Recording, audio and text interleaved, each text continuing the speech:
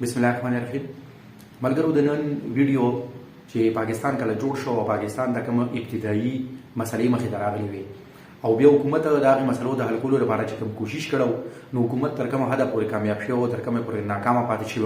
نو ویډیو دې باره کې ده او یو نږدې شاګرد مې دی د هغه په وینا باندې د ویډیو جوړوم. نو ګورې د ټولو لومبې خو صفا خبره ده چې کله پاکستان په مذهب په بنیاد باندې دلته کې د هندوستان بټواره وشوه او پاکستان د مذهب په نوم باندې جوړ شو نو ظاهره خبره ده چې کوم دلته کې هندوانو نه هغوی دا اوس مسلمانانو ملک دی مسلمانانو له جوړ کړو نه هغوی دلته نه انډیا ته لاړل او چې کوم مسلمانان دلته کې وو نو ټولو خو نه خو په هغې کې ډېر زیات لکه په لکونو کې دلته رالل 65 لاک مسلمانان وایي هجرت یې کړی و دلته راغلي وو که نه نو دویم جنګ عظیم نه پس وایي دا د دنیا د ټولو نه غټ هجرت و چې د 1 کروړ د پاسه خلکو هجرت کړی نو چې دا دلته کې کوم مهاجرین اوس راغلل نه د دلته نه 55 لاک تلي وو د هلته نه 65 لاک رالل نو د پاکستان په آبادۍ کې خو به یکدم سره 10 لاکه اضافه وشوه. اوس دا 10 لاک خلک چې کومونو دی به کوم ځای کې اکاموډیټ کېږي نو دوی له فوډ ورکول دوی له شیلټر ورکول دوی له روزګار ورکول نو یو خبره خو نه ده نه دا ټول حکومت ته هغه ټایم کې یو ډېره غټه مسله وه باقي بیا قائد اعظم چې کوم دی د دې لپاره قائد اعظم ریلیف فنډ جوړ کړو او چې کوم هغه ټایم مخیر نظریات هغوی ته یې ووایي چې په دې کې چې کوم دی نه پیسې جمع کوي چې د مهاجرینو سره مدد وکړو. نه دا څنګه چې موږ اوس کتلي دي چې دا متاثرین د سیلاب متاثرین یا د هغې نه مخکې چې دا ملیټري اپریشنې وي او د سوات او د دیر او د بونیر د متاثرین وګڼه نو دقه شان کیمپونه ولې جوړ کړی شو څه وخت دی په کیمپونو کې و بیا ورو دی ځای په ځای باندې اکاموډیټ کړی شو نو دا خو هغه ټایم سره وه دا مسله او دا مسله بیا د خلکو مدد سره او حکومت چې په کوم سټرګل وکړو که نه نو هغې سره دا مسله بیا هغه ټایم سره حل شوه. دویمه چې کومه مسله وه پاکستان ته د جوړېدو نه پس نه هغه معاشي مسله وه. اوس پاکستان چې کومه مشترکه خزانه وه نه خو هلته په دهلي کې پاتې شوه. ریزرو بینک اف انډیا به ورته وي چې کوم د هندوستان مرکزي بینک و نه هغه خو په دهلي کې و چې اوس په دهلي کې و نو انګرېزانو داسې کار وکړه چې پاکستان لی په هغې پیسو کې چې کومې پیسې په هغې بینک کې په قومي خزانه کې پرتې وي نو په هغې کې پاکستان له 750 میلیون روپۍ حصه مقرر کړه. 750 میلیون مینز 75 کروڑ روپۍ دا 15 کروڑ روپۍ پاکستان له کیستونو کې ورکړی نو چې پاکستان له کله روپۍ کیست د 20 کروڑ روپۍ راولېږه نو دا هغه چې هغه خرج شوی لکه تنخواګانو کې یو ځای بل ځای خرج شوی اوس دقه ټایم کې پاکستان سره بیا د تنخوا لپاره رقم هم نه او د هلته نه انډیا چې کوم دی پیسې نورې ورکولې نه نو چې انډیا پیسې نه ورکولې نو اوس دا داسې مثال و چې لکه یو سړی دی او هغه وږی او ته پې 2-3 ټایمه په لوږه باندې تېر کړي او تا ته بیا هغه وایي چې یاره ډوډۍ راکړه ته ورته وایي چې در کوم که نه ما ویلي دي چې نه در کوم نو هغوی به هلته نه دا هم نه وي چې لکه مونږ نه در کوو خو ډیلینګ ټیکټکس استعمالول د هغې سره پاکستان ته دا ګرانه پېښه وه چې دلته اوس د سرکاري ملازمینو د تنخوا رقم نه نو دې ځای کې یو ډېره امپورټنټ پرسنالټي ده د بهاولپور نواب صادق خاني نوم او هغه په هغه زمانه کې وایي څوک وایي یو میاشت څوک وایي نه یو میاشت نه د دې نه سیوا هغه د پاکستان د سرکاري ملازمینو تنخوا د خپل جیب نه او د خپل اکاونټ نه ورکړې وه که نه او بهاولپور هغه ټایم سټیټ و نو هغوی سره هم پیسې لکه ډېرې وي خو که چا سره ډېرې ومي نو بل لپاره خو نه نو دا دغې سړي دغه ټایم کې ډېر غټ کردار ادا کړی دی او په کار ده چې د نصاب په کتابونو کې د ذکر وشي خو لکه نشته پکې. بیا د هغې نه پس خو ګاندي د دې لپاره بوک هړتال وکړو چې پاکستان له خپله حصه ورکوي نو بیا مجبورن هغې څه وخت پس پاکستان له 50 کروڑ روپۍ نورې ورکړې او 5 کروڑ روپۍ په دې باندې ایسارې کړې وې چې په هندوستان کومه قرضه ده دا به هغې کې ادا کوو. د دې مسلې د حل کولو لپاره لکه د معاشي امداد دپاره او د فوجي امداد دپاره د دې دواړو دپاره بیا پاکستان او د امریکې اتحادي جوړ شو په سرد جنګ کې نو پاکستان له امریکي فوجي امداد هم ورکړو لکه چې کوم ملیټري ایډ و که نه که هغه ټوپکې وي که کارتوسې وي او که ټریننګ و د فوجیانو او دغه شانو د معاشي امداد یې اکنامک ایډ هم ورکړو خو هغې سره چې کوم دی موږ ته دا نقصان وشو چې شارټ ټرم خو هغه پیسې موږ له رالي او کار روان شو. د پاکستان ته مسله دا راغله چې پاکستان د بجټ خسارې د پوره کولو لپاره امریکي به امداد ورکړو بل کال به بیا ورکړو بل کال به بیا ورکړو اوس هغه زموږ داسې خوند تر خولې شو چې تر اوسه موږ د امریکې د هغې امداد نه آزاد نه شو نو شارټ ټرم یې پاکستان ته فایده وشوه مسله ومل شوه خو په لانګ ټرم کې پاکستان ته د دغې امریکې امداد د خوند اخیستو ډېر غټ نقصان وشو نو د معاشي مسله خو داسې شوه هو چې انتظامي مسلې پاکستان ته څه وي نمبر 1 د افسرانو کمې و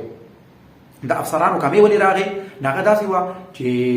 هندوان د مسلمانانو مقابله کې ډېر تعلیم یافته او ایجوکیټډ وو نو چې کله هندوان د دلته نه لړل نو په سکولونو کالجونو یونیورسټو کې چې کوم استادان یونیورسټي خو صرف پنجاب یونیورسټي وه نو چې دې کې کوم استادان نو هغه ډېر هندوان نو هغې خو لړل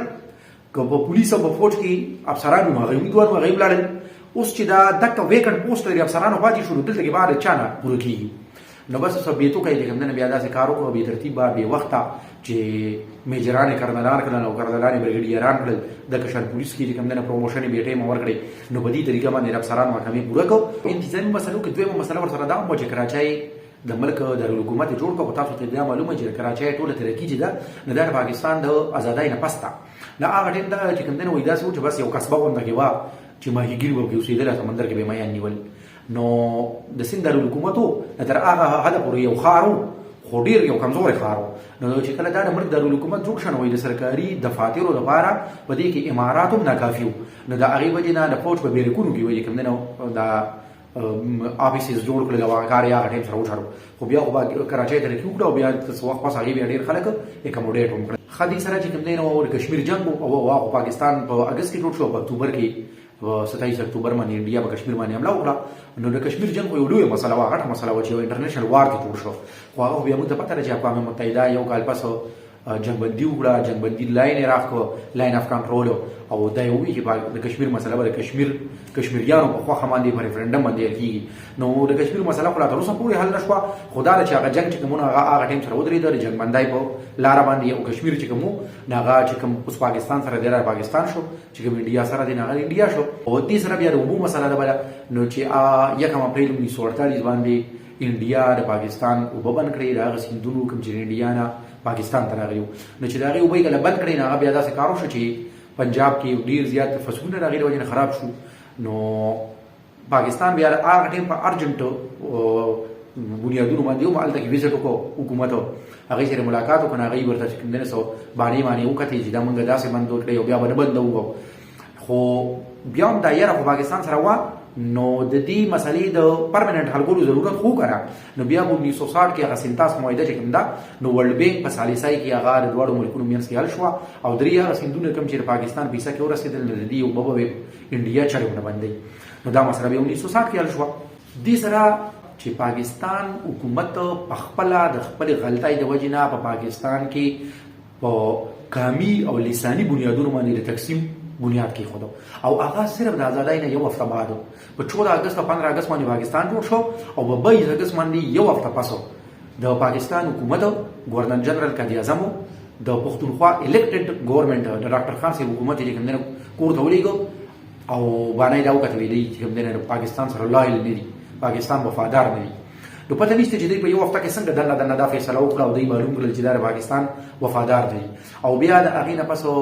د پاکستان لړومبی خپل جشن ازادي نو سلیبریټ کړي چې په 1948 کې په 15 جون باندې په خدای خدمتګار تحریک باندې پابندي ولګولې شو او باچا خان او ولی خان سره د نورو مشرانو جیل ته واچولو او بیا په اگست کې کوم دی نو په 12 اگست باندې چې لکه رومبه جشن ازادي نه سلیبریټ شوی په بابړه کې پښتنو باندې ګولای چلی دي نو ګوري دا صرف په پښتنو باندې ګولای چلی دی یا باچا خان جیل ته کول او د خدای خدمتګار تحریک خلاف اکشن نو بلکې دا د دې خبره میسج چې بای ګوره مونږ چې په دې ملک کې سواړو نه اب کیږي لکه چې څوک طاقت پور دی په ملک چې مونږ سواړو نه اب کیږي نو تاسو چې راسوي نه دا ګوره د دې لپاره به ځای نشته مطلب د خبرې دار چې مخالف بیانیه چې دا د کچریا د پاکستان په حق کې هم د خوا نه شریږي نو دا یو میسج ورکړی شو او بیا د هغې نه پس د بنګالیانو خلاف هم په دې ملک کې اکشنز واخیستی شو د بلوچ خلاف هم واخیستی شو او جی ان سید چې سیندي نیشنلسټ و هغه پکې هم جیلونو ته لاړو نو د هغې نه پاکستان ته په لانګ ټرم کې ډېر غټ نقصان وشو او دا هم د پاکستان د لومبي کال خبرې دي ویډیو دې ټایم کې ختمولی شو یو خبره ورسره بله ایډ کړم چې په 1954 هغه کال چې په دغه کال کې ګورنر جنرال غلام محمد په لومبي ځل باندې پاکستان اسمبلي ماته کړې وه او اسمبلي صرف په دې وجه باندې ماته کړې وه چې په اسمبلۍ کې یو بل باندې باسو او بل سو چې ګورنر جنرال لا اختیارات چې کوم دي دا کمول غواړي نو قانوني وایي خبره وکړه ګورنر جنرال اختیار چې اسمبلي او پارلمان څنګه غواړي چې لږ ولا بکار دي ډېر ولا بکار دي هغه سره اختیار شته د دینه مخکې لکه جایرانو بشان چې خطا اوسه ما اختیار کوي اسمبلی ماده کړه او بیا په پاکستان کې د دین او اسمبلی نه ماتولو سلسله جاری شو او تر کومه پوری جاری ونه هم تاسو ته معلومه ده خلدي سره سره په دقه په قسمت کال کې 1954 کې ایوب خان چې د پاکستان د فوج مشر هغه د وفاقي کابینه ایسک جوړ کړه او د وزیر دفاع پوسټ ورکړ اوس سوره د حیرانتیا خبره ده یاره د یو ملک کمانډر ان چیف د یو ملک د فوج سربراه لکه څنګه وزیر دفاع کېدی شي نو لکه اوس موږ دلته کې وو الیکشن تا سړی ودرېدی چې کوم سړی سرکاري ملازم نه او هغه یو دومره غټ سرکاري څوکۍ باندې دی هغه بل طرف ته غټه سیاسي څوکۍ ولا هم ورکړل شو دا غلطي فیصلې دي چې ریپیټډلی کېدي او بیا هم تک ایوب خان په 1958 کې څلور کاله پس په لومبي ځل باندې مارشال لا ولګول او بیا د فوجي حکومتونو هغه سلسله جاری شو نو دا هغه لومبي وخت هغه مسالې او دا هغه انجام نو بل ویډیو کې به بری موضوع سره شو د الله رحمان